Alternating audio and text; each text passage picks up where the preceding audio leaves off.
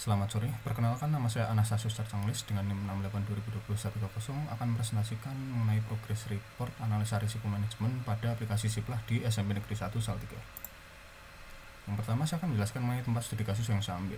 Di sini saya mengambil SMP Negeri 1 Salatiga, yaitu salah satu sekolah tingkatan menengah pertama yang berada di Salatiga.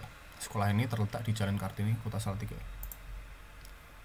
SMP Negeri 1 Salatiga sendiri memiliki visi misi sebagai berikut, yaitu terwujudnya peserta didik yang terunggul dalam prestasi, berkarakter, berbudi luhur, berdaya saing internasional, bertakwa, dan ramah lingkungan.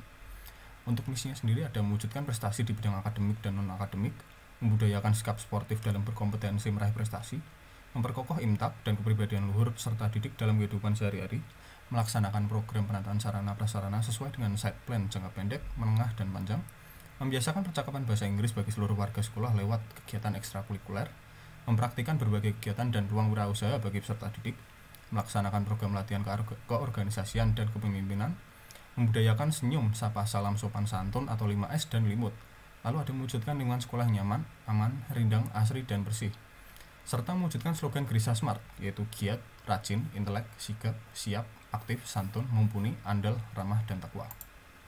Selanjutnya ada struktur organisasi dari SMP Negeri 1 dengan kepala sekolah sebagai tingkatan paling tinggi di SMP Negeri 1, di mana di bawahnya ada ketua komite, lalu ada juga waka seperti waka kurikulum, waka kesiswaan, waka humas, dan waka sarpras, di mana tiap waka ini membawahi urusan bidang mereka masing-masing.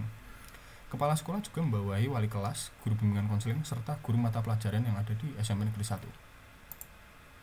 Selanjutnya adalah aplikasi yang akan saya analisis risiko manajemen, yaitu Siplah. Jadi Siplah atau Sistem Informasi Pengadaan Sekolah merupakan sistem digital yang disediakan oleh Kemendikbudristek yang membantu satuan pendidik dalam hal pengadaan barang-barang yang diperlukan oleh satuan pendidik yang termasuk dalam mitra mereka.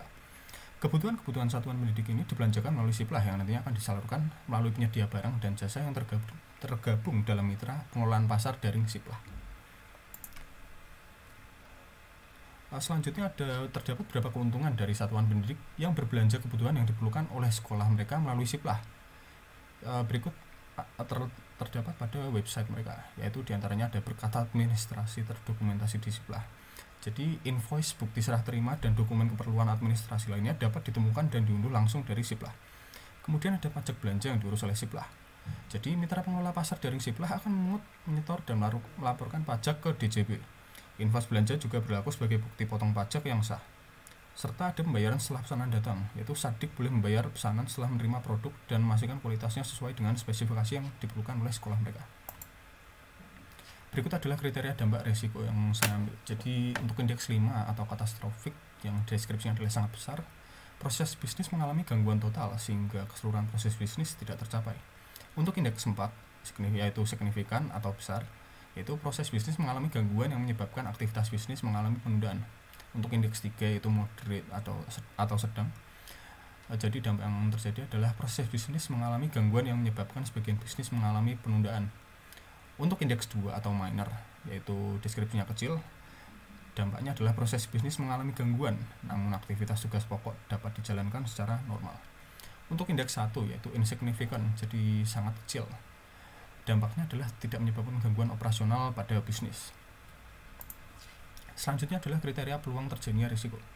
Untuk indeks 5 yaitu kriteria certain, deskripsinya adalah risiko pasti terjadi. Frekuensinya adalah 1 kali per bulan. Untuk indeks 4 atau likely, jadi deskripsinya adalah risiko sering terjadi dengan frekuensi 7-11 kali per tahun. Untuk indeks 3 atau possible, deskripsinya adalah risiko kadang-kadang terjadi. Frekuensinya adalah 5-6 kali per tahun. Selanjutnya ada indeks 2 atau unlikely, deskripsinya adalah risiko jarang terjadi, di mana frekuensi terjadinya risiko tersebut adalah 3-4 kali per tahun. Untuk indeks 1 dengan kriteria rare atau deskripsi hampir tidak pernah terjadi, frekuensinya adalah di bawah 3 kali per tahun. Sekian presentasi progress report dari saya, apabila ada kesalahan saya mohon maaf. Terima kasih.